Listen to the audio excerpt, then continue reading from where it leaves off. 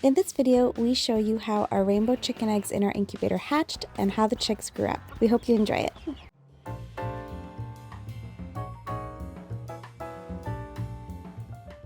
It can be really tempting to just want to watch your eggs nonstop at this point. But what chicks typically will do is it takes a huge amount of energy to make that first crack or pip in the egg. And so once the chick does that and they get a bit more oxygen, they'll often take a little break to rest before they finish hatching. And that can take, an hour or even, till the next morning. It can take a long time before they complete the hatching process. So what's really important though is to never ever open up this incubator while they're hatching, because it's critical that the humidity stay high during the hatching phase. If the humidity goes down, it can dry out the membranes in the egg and kind of trap the chick inside where they won't be able to, Alfie's checking out the incubator with the chicks.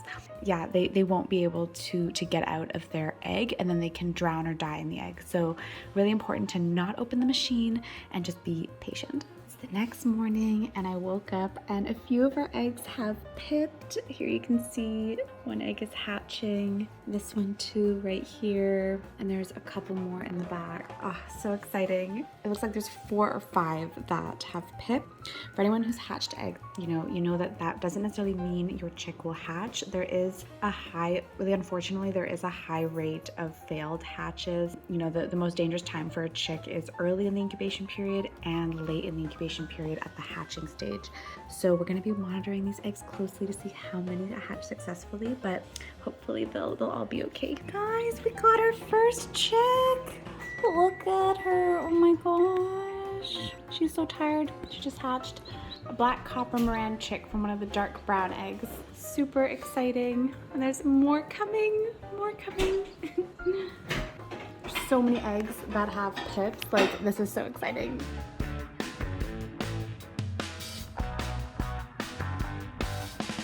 Oh my gosh, guys, it is the next morning and there are so many chicks in here.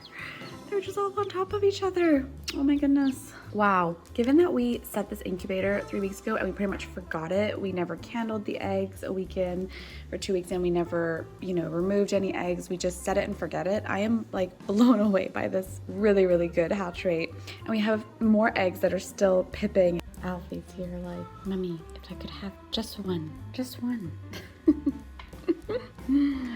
No, Alfie, you're not getting any of the chicks. So it is evening now and we have moved the babies to a brooder. Oh my gosh, I haven't even counted them yet. There's so many. 1, 2, 3, 4, 5, 6, 7, 8, 9, 10, 11, 12, 13, 14, 15, 16, 17. My goodness, 17. Plus there's an 18th baby that I left in the incubator since they're still drying up and they seem to have something a little wrong with their leg. So I'm just giving them a bit more time in the incubator away from all this competition. Okay, Stefan's got all the chicks. We're doing this again. We are introducing the chicks to our silkie hens.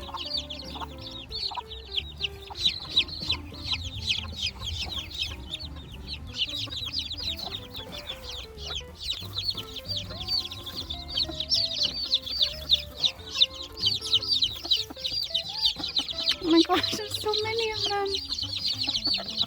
Okay, it's been 10 minutes. Check on how the little chicks are doing. Oh my goodness. They're all pressed up in the 2 mommies.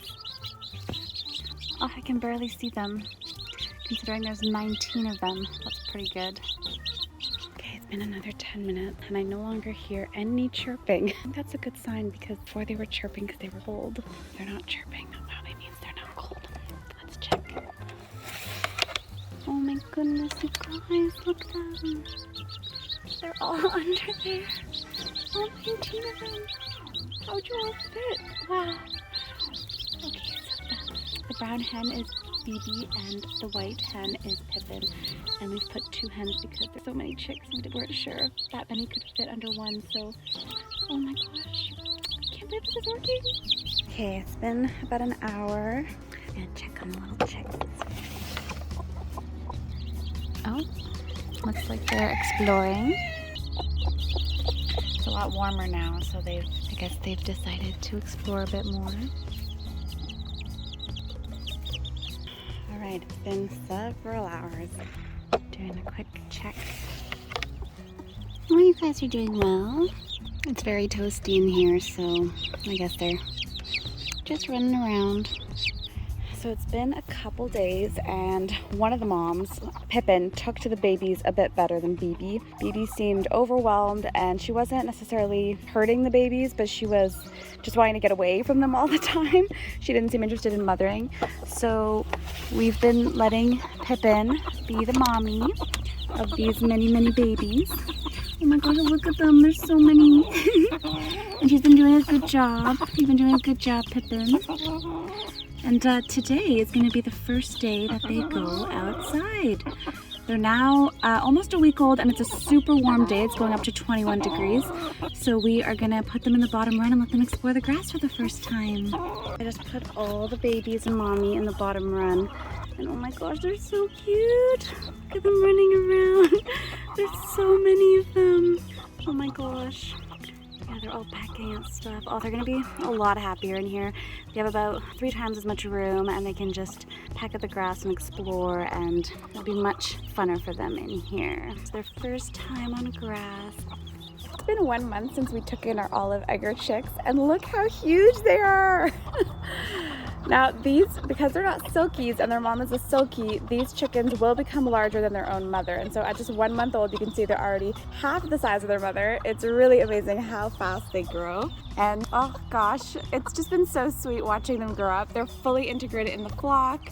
The rooster protects them all, and it's just so sweet. That's our rooster, Mickey, circling them. And I don't know for sure, but I think we might have 1 rooster and 3 hens, because I see that one of them, the tail goes up a little bit more, and they have a bit more of spikes appearing on their beak. The other 2 chicks don't have that. So I'm thinking there might be 1 rooster and 2 hens, which would be really good. That would be awesome. We'd be very happy with that ratio. So let's hope that is the case, but we'll know for sure as they get older. It's been super interesting seeing Bridget's parenting style with the 3 olive egger chicks versus Bridget's parenting style with the 18 rainbow egg chicks. They are completely different. Bridget could be described more as a helicopter parent, always super close to her chicks, super attentive, and just such an amazing mother. Bridget is, let's say, more laissez-faire with the chicks. She is even more often than not even with them. As soon as we gave her free rein to explore the backyard, she would routinely leave the chicks in the care of our cat Charlie and go take off for an hour or 2. And with our rooster Mickey, who was very protective and loving toward them. And you can see in this video how the chicks actually started running more to Mickey, their dad, than to Bridget, their mom. Even when the 2 are near each other, they became more attached to their dad. So yeah, I don't know if it's because she's overwhelmed and there's just way too many chicks and mama's gotta take breaks, or if it's just her personality, but you know, she would check on them periodically throughout the day, and if anything threatened, any noise or scary thing came by, she would right away run to her chicks and make sure they're okay. So she's still a mommy of sorts, but definitely a totally different parenting style. Hatching lots of new baby chicks. The wild animals were also getting busy making babies. We would routinely see wild turkeys in our backfield with their adorable little babies following them. Monkey, I came to get eggs, and the baby chicks like to perch on the ram. Oh no, they're getting scared because Moose just came. Isn't that cute? They're perching. We had 19 chicks hatch from our incubator. Unfortunately, one of those chicks had a really bad case of spraddle leg. One of their legs kept going completely backwards, and they were unable to put it underneath them. He was dragging his entire body on the ground. This meant he couldn't lift himself to eat or drink. Very severe condition, and we did our best to MacGyver a little solution, a little brace to help him hold himself up so he could at least reach his water and food, and this did allow him to eat and drink a little bit for about 2 days, but unfortunately his condition was too severe, and in the 2nd day he just kept getting weaker and weaker and unfortunately passed away. This is something that, you know, if you're hatching chicks, you have to be aware could happen. When you're hatching chicks, there's always a chance that one or more chicks could hatch ill or not be able to come out of their egg at all and die in the shell. And these are such heartbreaking moments. This particular chick I got quite attached to because for 2 days I was, syringe feeding him and taking care of him and doing little physio with him to help him build strength. And he seemed to be getting better the first 24 hours, but after that he quickly deteriorated. So, this is something that unfortunately can happen, and we are now left with 18 healthy chicks that have grown up beautifully on our property, and 19th chick will always be remembered.